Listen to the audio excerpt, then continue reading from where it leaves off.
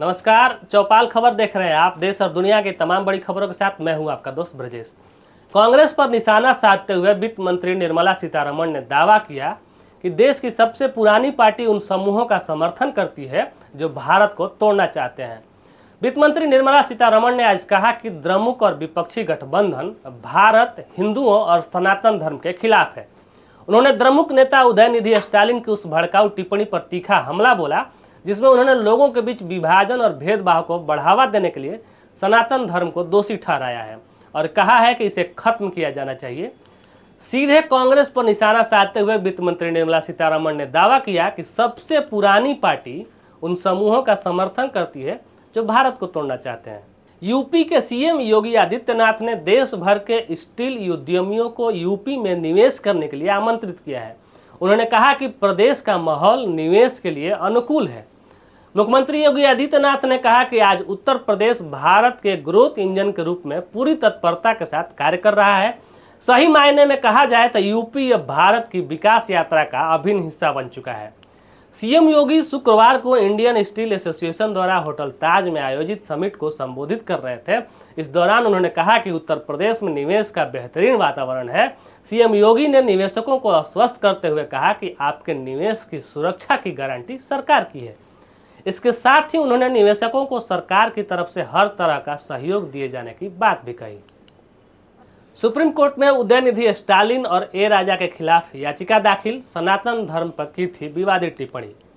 सनातन धर्म को लेकर विवादित बयान देने वाले तमिलनाडु के सीएम एमके स्टालिन के बेटे मंत्री उदयनिधि स्टालिन और उनकी ही पार्टी के डीएमके के एक नेता ए राजा के खिलाफ सुप्रीम कोर्ट में एक और याचिका दायर की गई है। याचिकाकर्ता ने शीर्ष अदालत में याचिका दायर करते हुए उदयनिधि स्टालिन और ए राजा के खिलाफ मुकदमा चलाने की मांग की है।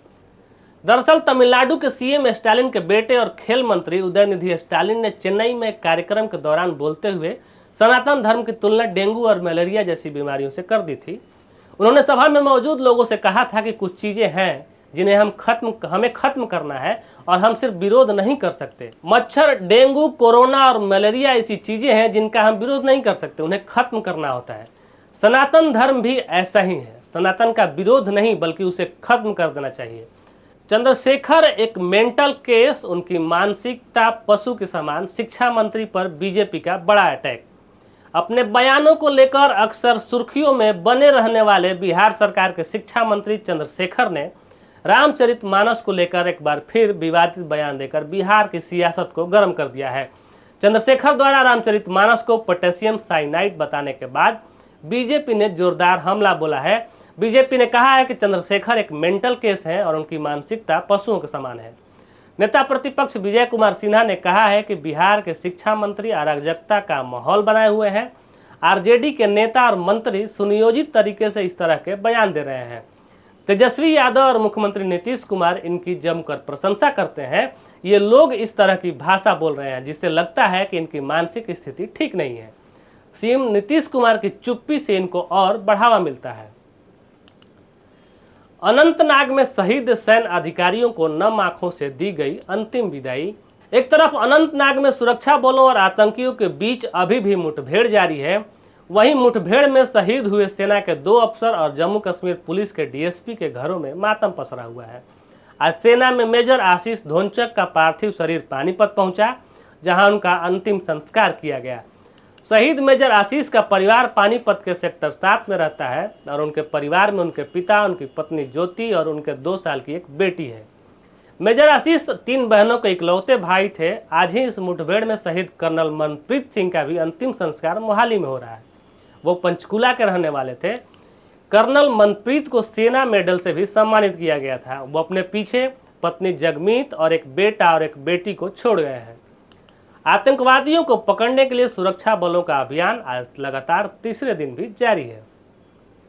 बीपीएससी 67वीं मुख्य परीक्षा के नतीजे घोषित। 2104 उम्मीदवार हुए उत्तीर्ण। बिहार लोक सेवा आयोग ने बीपीएससी 67वीं मुख्य परीक्षा परिणाम घोषित कर दिया है। आयोग ने अपनी साइट पर परीक्षा उत्तीर्ण करने वाले उम्मीदवारों का रोल नंबर जारी किया है। बीपीएससी 67वीं मुख्य परीक्षा में कुल 2104 उम्मीदवार उत्तीर्ण हुए हैं। मुख्य परीक्षा क्वालिफाई करने वाले उम्मीदवारों को अब इंटरव्यू राउंड के लिए बुलाया जाएगा। ऐसे में जिन उम्मीदवारों ने बीपीएससी 67वीं मुख्य परीक्षा दी है वो आयोग के आधिकारिक वेबसाइट पर जाकर रिजल्ट चेक और डाउनलोड कर सकते हैं। बीपीएससी 67वीं परीक्षा दिसंबर 2022 और 2023 में हुई थी। ऐसे ही तमाम छोटी बड़ी खबरों के लिए आप बने रहिए हमारे साथ। बहुत बहुत धन्यवाद।